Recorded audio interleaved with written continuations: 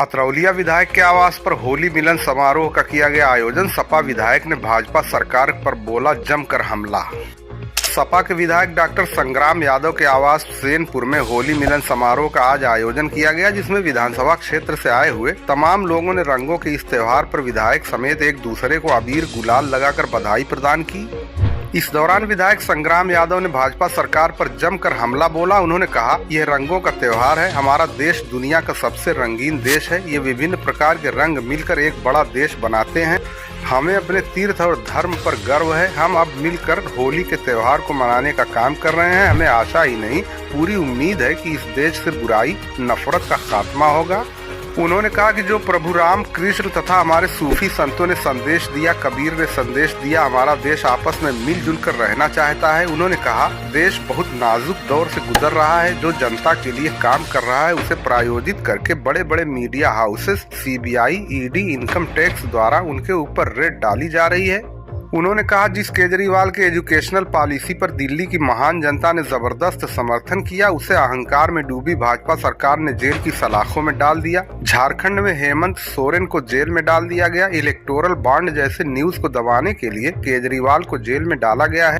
500 करोड़ रुपए corona vaccine बनाने वाली कंपनी से ले लिया गया। उत्तर प्रदेश और देश के अंदर सबसे बड़ा भ्रष्टाचार भाजपा ने किया है। 50 लाख नौजवानों की पुलिस भर्ती परीक्षा में पेपर लीक करके उनके भविष्य के साथ खिलवाड़ किया गया। उन्होंने कहा, जिसने 50 लाख नौजवानों के सपनों का कत्ल किया हो, उसके घर पर बुलडोजर क्यों नहीं चलाया गया। इस मौके पर उन्होंने आए हुए सभी लोगों का आभार व्यक्त करते हुए गले मिलकर होली की बधाई प्रदान की। आइए सुनते हैं विधायक डॉक्टर संग्राम यादव ने क्या कहा। देखो, ये रंगों का त्योहार है। हमारा देश दुनिया का सबसे रंगीन देश है। यहाँ विभिन्न प्रकार के रंग मिल करके एक बड़ा देश बन जाते हैं। हम विभिन्न जातियों धर्मों में बटा हुआ उत्तर प्रदेश, हमारी अनेकता में एकता का भाव लिए हमारा देश, ईद और होली का त्यौहार लिए हमारा देश, अपने आप में जो हमारी सनातन संस्कृति है, हमें अपने तीर्थों पर, अपने धर्म पर हमें गर्व है। आज आप देख रहे हैं कि हम सब मिल करके इस होली को, त्यौहार को मनाने का काम करें। हमें आशा और उम्मीद है कि इस देश से बुराई जाएगी, नफरत जाएगी, और जो राम ने, प्रभु राम ने जो संदेश दिया, जो कृष्ण ने संदेश दिया, जो हमारे सूफी संतों ने जो संदेश दिया, जो महान संत कबीर ने संदेश दिया कि पोथी पढ़ पढ़ जग मुआ, पंडित भवा न कोई, अढ़ाई आखर प्रेम का, पढ़े सो पंडित हो। हमारा देश आपस में मिलजुल के रहना चाहता है। कौन अगड़ा है, कौन पिछड़ा है, कौन दलित है, कौन आदिवासी है, हमें जरूर है, लेकिन इसके बावजूद भी हम एक हैं। आपने चुनाव की चर्चा की, हम उसको दूसरे अवसर पे उस पर बोलेंगे, लेकिन इतने नाजुक दौर से यह देश गुजर रहा है कि जो जनता के लिए काम कर रहा है उसको सरेआम प्रायोजित करके बड़े बड़े जो मीडिया हाउसेज हैं, जो सीबीआई है, ईडी है, इनकम टैक्स है, उनके ऊपर रेड डलवाई जा रही है। जिस केजरीवाल के एजुकेशन पॉलिसी को, जिस केजरीवाल को दिल्ली की महान जनता ने जबरदस्त समर्थन दिया हो, उस केजरीवाल को अहंकार में डूबे प्रधानमंत्री ने, भारतीय जनता पार्टी ने जेल की सलाखों में डाल दिया। उनके शिक्षा मंत्री सिसोदिया को डाल दिया, उनके राज्यसभा सांसद संजय सिंह को डाल दिया। झारखंड में जो हमारा चुनाव हुआ जनता का मुख्यमंत्री था हेमंत सोरेन, उनको जेल डाल दिया।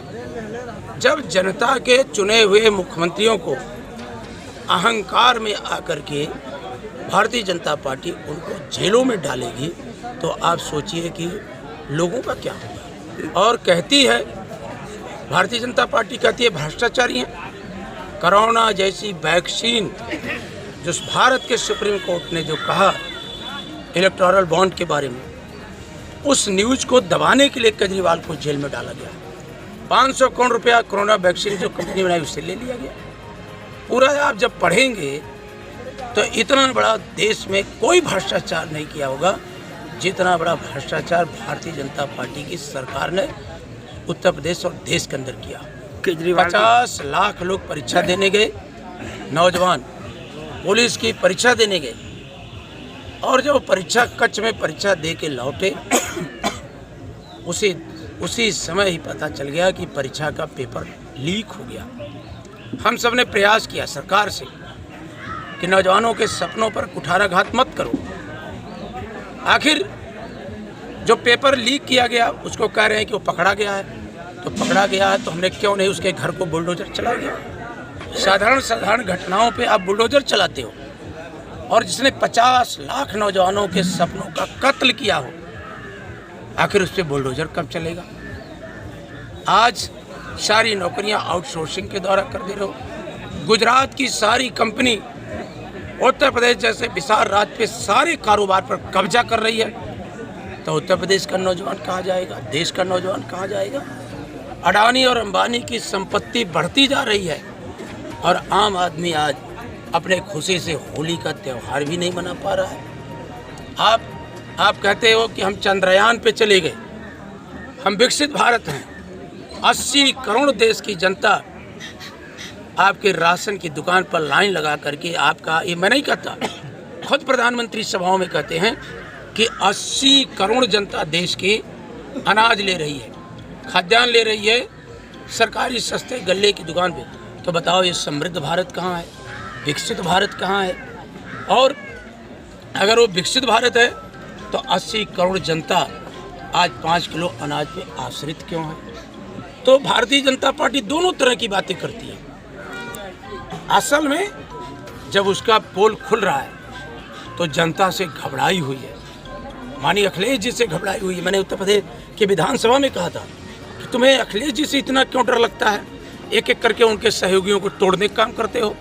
लोकदल को तोड़ा तुमने, राजभर साहब की पार्टी को तोड़ा, इसमें भी तुम्हारा पेट नहीं भरा, तो हमारे लोभी और लालची विधायकों को तोड़ा। और आज उनके प्रति जनता का आक्रोश ना होता तो उन्हें वायु श्रेणी सुरक्षा क्यों देनी पड़ रही तुम्हें।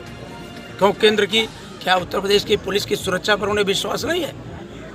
आज वो देश की सुरक्षा उनको दी जा रही है। तो आज भारतीय जनता पार्टी देश को गर्त में डालने का काम की, और इसमें सबसे बड़ा योगदान अगर देश को गर्त में ले जाने का है तो प्रधानमंत्री का तो है ही है। इस देश का जो मीडिया समूह, जो लोकतंत्र का चौथा स्तंभ है, आज वो स्तंभ पूरी तौर पर मोदी चालीसा पढ़ने में व्यस्त है। उसे इस देश की गरीबी, नौजवानों के सपनों का कुठाराघात, किसानों के साथ जो दुर्व्यवहार है, महिलाओं के साथ जो अत्याचार है, वो दिखाई नहीं दे रहा है। क्या लगता है कि इस बार जो केजरीवाल की घटना को लेकर के चुनाव में इसका असर रहेगा। दिल्ली में हर सीटों पर भारतीय जनता पार्टी की जमानत जब्त होगी।